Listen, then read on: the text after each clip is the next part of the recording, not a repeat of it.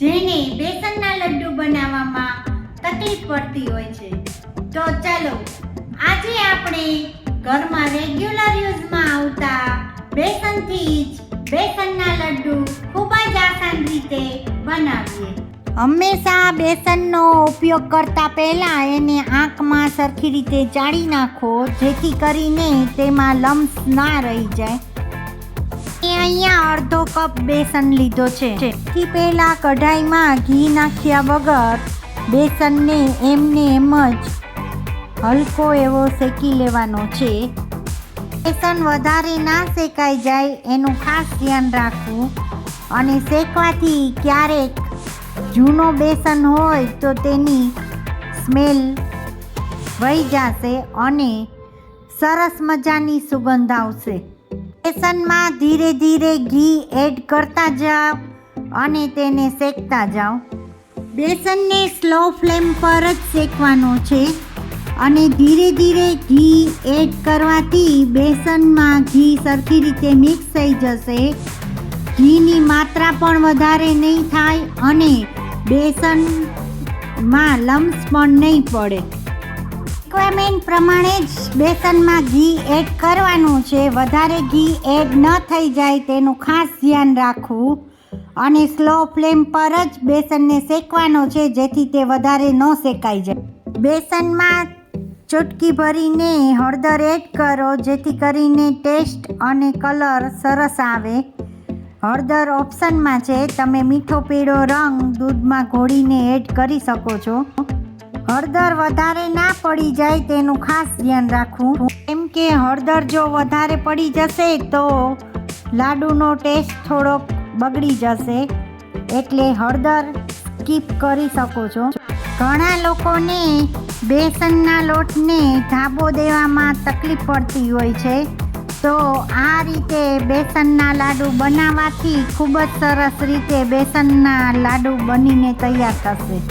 જો કેવો સરસ રીતે બ્રાઉન કલરનો બેસન શેકાઈને તૈયાર થઈ ગયો છે. ખૂબ જ ઓછા ઘીમાં બેસન શેકાઈને તૈયાર થઈ ગયો છે.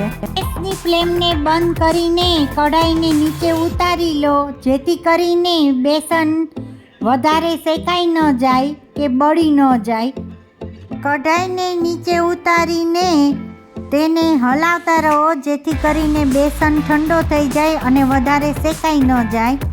બેસન ઠંડો થઈ ગયો છે. હવે થોડી થોડી પાવડર સુગર એડ કરતા જવાની અને બેસનને તેમાં મિક્સ કરતા જવાનો. જો બેસન વધારે ગરમ હશે તો સુગરની ચાસણી થઈ જશે. બેસન હલકો ગરમ હોય ત્યારે તમે સુગર એડ કરશો તો સરસ રીતે મિક્સ થઈ જશે અને ચાસણી પણ નહીં થાય અને સરસ રીતે લાડુ વાળી. સૌથી અગત્યની ટિપ્સ છે કે બેસન વધારે ગરમ ના હોય અને ઘીની માત્રા વધારે ના હોય તો સુગર સરસ રીતે મિક્સ થઈ જશે. બેસનના લાડુ ખૂબ જ સરસ રીતે વાળી શકાશે. ઘણી વખત બેસન નરમ રહી ગયો હોય તો લાડુ વાળવામાં તકલીફ પડે છે, તો તેને ફ્રીજમાં રાખી દેવો થોડી વાર માટે. ફ્રીઝરમાં ક્યારેય ન રાખવો, તરત જ સરસ લાડુ વળવા મળશે. બેસનમાં ડ્રાય ફ્રૂટ્સ તમારા મનપસંદના એડ કરો અને તેને આ લાડુ વાળી નાખો. ડ્રાય ફ્રૂટ્સ ઓપ્શનમાં છે, તમે આમાં એલચીનો પાવડર એડ કરી શકો છો. મિશ્રણ સરખી રીતે મિક્સ કરીને નાના નાના લાડુ વાળી નાખો. અડધા કપ બેસનમાંથી 6 લાડુ બનીને તૈયાર થયા છે. લાડુને કાજુ અને બદામથી ગાર્નિશિંગ કરો. તહેવારોમાં મારા ઘરે બેસનમાં ધાબો દઈને કરકરો લોટ બનાવીને બેસનના લાડુ બનાવીએ જ છીએ.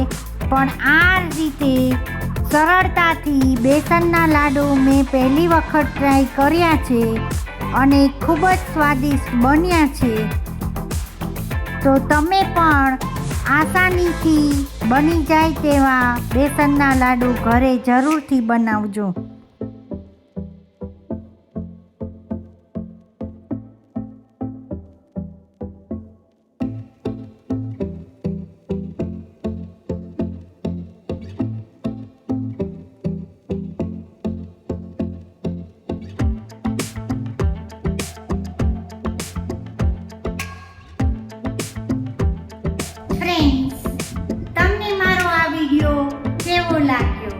તે મને જરૂરથી કમેન્ટ સેક્શનમાં કહેજો અને મારા આ વિડીયોને લાઈક, શેર અને સબસ્ક્રાઇબ જરૂરથી કરજો. તો ફરી મળીશું નેક્સ્ટ વિડીયોમાં.